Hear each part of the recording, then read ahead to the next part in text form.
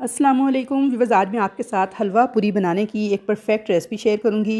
हलवा पूरी बिल्कुल नरम और मुलायम खस्ता घर पे बहुत आसानी से बनाई जा सकती है, मगर इसके लिए आपको कुछ बातों का ख्याल करना पड़ता है। कौन सी बातें हैं वो, कौन से सीक्रेट्स हैं जिनका आप ख़ास ख्याल करेंगे तो आपको बिल्कुल ऐसी ज़बरदस्त किस्म की नरम और मुलायम खस्ता हलवा पूरी खाने को मिलेगी। कौन सी चीज़ें इसमें ऐड करनी चाहिए, कौन सी ऐड नहीं करनी चाहिए, किस रेशो से ऐड करनी चाहिए, ये सारी बातें आज की वीडियो में मैं आपको बताऊंगी। तो बस आपने क्या करना है, इसके बदले में करना है चैनल को सब्सक्राइब, वीडियो को लाइक करना है, शेयर करना है और कमेंट्स बॉक्स में अपने कमेंट्स का इजहार करना है। तो ऐसी ही नरम व मुलायम खस्ता और मज़ेदार किस्म की हलवा पूड़ी आप घर पे बहुत ही आसानी से तैयार कर सकते हैं। और व्यूअर्स, जी बिल्कुल मैंने कम ऑयल में तैयार की थी, यानी इसके लिए आपको बहुत ज़्यादा घी की भी ज़रूरत नहीं पड़ेगी। और यहाँ पर आप देख सकते हैं कि पूरी बिल्कुल नरम व मुलायम और खस्ता है और इसने घी भी बिल्कुल जज़ब नहीं करा। तो चलिए हम अपनी रेसिपी स्टार्ट करते हैं। इसके लिए सबसे पहले एक खुले बर्तन के अंदर आप लेंगे हाफ़ टेबल स्पून नमक।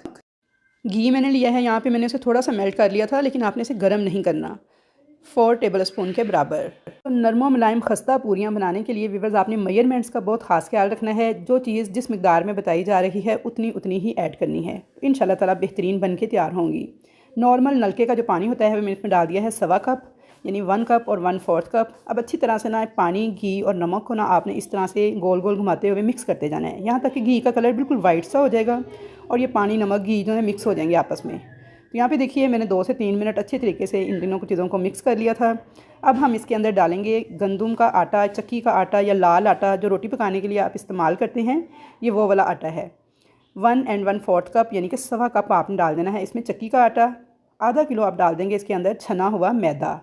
इन दोनों चीज़ों को डालने के बाद आपने अच्छी तरह से इसकी डो तैयार करनी है। बिल्कुल इसे इसी स्टाइल में गूंदना है जैसे हम रोटी पकाने के लिए आटे को गूंदते हैं, लेकिन आपने इस डो को बहुत ज़्यादा सख्त भी नहीं करना और बहुत ज़्यादा नरम भी नहीं करना। जैसे रोटी पकाने वाले आटे की डो होती है, नॉर्मल सी, ना पतली ना नरम ना सख्त, उसी तरह का ही आपने आटा गूंद लेना है। पानी की अगर ज़रूरत पड़ी थोड़ा बहुत आप इसमें और भी इस्तेमाल कर सकते हैं हस्बे ज़रूरत। तो यहाँ पे देखिए मैंने सारे आटे की डो को इकट्ठा कर लिया था। अब अच्छी तरह से बंच लगाते हुए इसे आपने 5 से 7 मिनट तक गूंद लेना है। हल्का हल्का हाथों को ऑयल लगाते जाना है ताकि ये हाथों को चिपके नहीं। अच्छा, यहाँ पे देखिए मैंने आटे को गूंद लिया था 5 से 7 मिनट और आप भी देखिए इसकी ये कंडीशन है कि ये हाथों को बिल्कुल भी नहीं चिपक रहा। जब आपका आटा बिल्कुल मुलायम हो जाएगा, गूंद जाएगा, तो ये हाथों को चिपकना बंद कर देगा। ये देखिए इसमें लचक आ गई है। तो बस इस तरह का लचकदार सा आटा ही आपने तैयार करना है पूरियाँ बनाने के लिए, तो बेहतरीन आपकी पूरियाँ बन के तैयार होंगी। यानी आटे को आपने लचकदार करना है।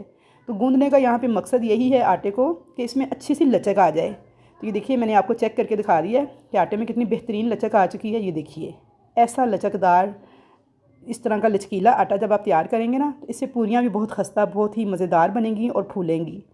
ये देखिए जी आटा यहाँ पे हमारा गूंद के तैयार हो चुका था, इसे मैंने इकट्ठा कर दिया है। अच्छा, यहाँ पे देखिए आटे की कितनी मुलायम सी शक्ल आ गई है और इसको थोड़ा सा खींच के आपने चेक करना है। ये देखिए इतना लचकदार इसे होना चाहिए कि खींचने से ये टूटे नहीं। तो यहाँ पे हमारा नरम मुलायम पूरियों के लिए आटा रेडी है। अच्छा, इसकी कंसिस्टेंसी आप चेक कर सकते हैं। ये देखिए बिल्कुल ना तो बहुत ज़्यादा नरम है ना बहुत ज़्यादा सख्त है। थोड़ा सा घी वाला हाथ आपने अच्छे तरीके से ना आटे को अच्छी तरह से चारों तरफ ऊपर नीचे सारा लगा देना है।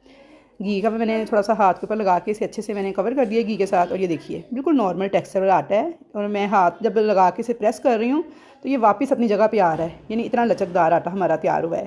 तो जब इस तरह का लचकदार आटा आप गूंद के तैयार करेंगे तो आपकी पूरियाँ भी बेहद शानदार बनेंगी। अब इसे हम अच्छी तरह प्लास्टिक कवर के साथ रैप कर देंगे। आपके पास ना हो प्लास्टिक कवर तो आप इसे शॉपिंग बैग से भी कर सकते हैं।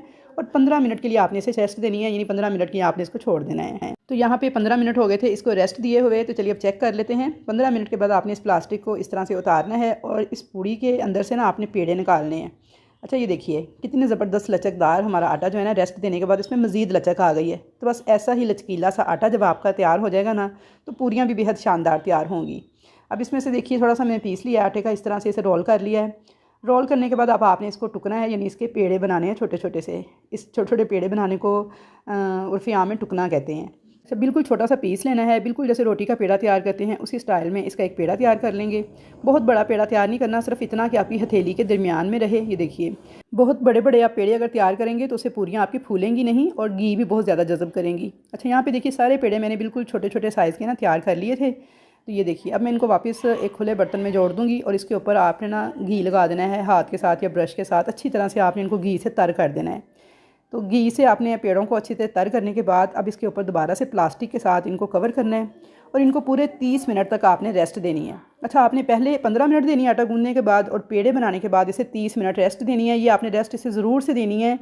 30 मिनट से ज़्यादा टाइम हो जाए, बेशक 50 मिनट हो जाए, 40 मिनट हो जाए, लेकिन 30 मिनट से कम नहीं होना चाहिए। ये आपने काम जो है ना घड़ी से टाइम देख के करना है, अगर आप चाहते हैं कि आपकी परफेक्ट बेहतरीन पूरियाँ बन के तैयार हों। अच्छा, यहाँ पे सारे पेड़ों को मैंने अच्छी तरह से घी लगा दिया था। अब मैं इसे प्लास्टिक के साथ कवर कर दूँगी कि बिल्कुल इसके अंदर हवा ना जाने पाए। इसे चारों तरफ से आपने अच्छे से ना दबा के कवर कर देना है। तो यहाँ पे ना तकरीबन 30 से 35 मिनट हो गए थे इनको रेस्ट दिए हुए।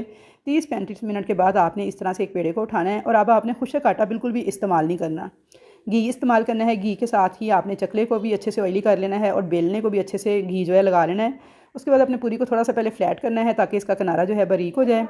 अब आप चाहें तो इसे बेलन से बेल लें। अगर आप बेलन नहीं इस्तेमाल करना चाहते तो ये हाथ से भी बड़ी आसानी के साथ ना पूड़ी बन जाएगी। ये देखिए यहाँ पे मैंने इसे बेलन से बेल लिया था। अगर आप नहीं बेलन से बेलना चाह रहे तो आप इसे हाथ पे रख के भी रोटी की तरह बनाएंगे तो बड़ी आसानी से ये फैलती चली जाएगी। अच्छा, दूसरी तरफ मैंने ये देखिए इसकी मोटाई अब चेक कर लें, इतनी होनी चाहिए। इससे आपने ज़्यादा नहीं रखनी और इससे कम भी नहीं करनी कि बिल्कुल पापड़ बन जाए। इस पूरी को एक साइड से आपने उठाना है और इस तरह से उबलते गर्म घी के अंदर आपने डालना है। दुवें छोड़ता हुआ गर्म घी आपका होना चाहिए जिसके अंदर आपने पूरी को डालना है। तो ये देखिए माशाल्लाह से डालते ही फुटबॉल की तरह आपकी पूरी जो है फूलना स्टार्ट हो जाएगी।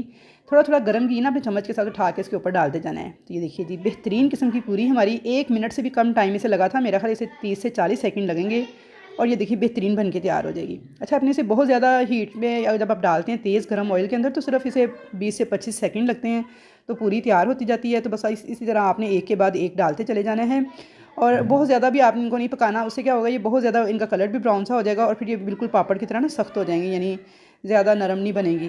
तो इसलिए आपने जब भी पूरियाँ तैयार करनी है तो एक तो ऑयल को बहुत अच्छे से तेज़ गर्म करना है, दुवें छोड़ता हुआ तेज़ गर्म ऑयल हो, उसके अंदर बस पूरी डालनी है। इसे 15 से 20 सेकंड अपने एक साइड से और 10 से 20 सेकंड इसे दूसरी साइड से पकाना है और इसे निकालते जाना है। तो बेहतरीन पूरियाँ यहाँ पे देखिए हमारी इसी तरह से मैंने सारी बना के तैयार कर ली थी।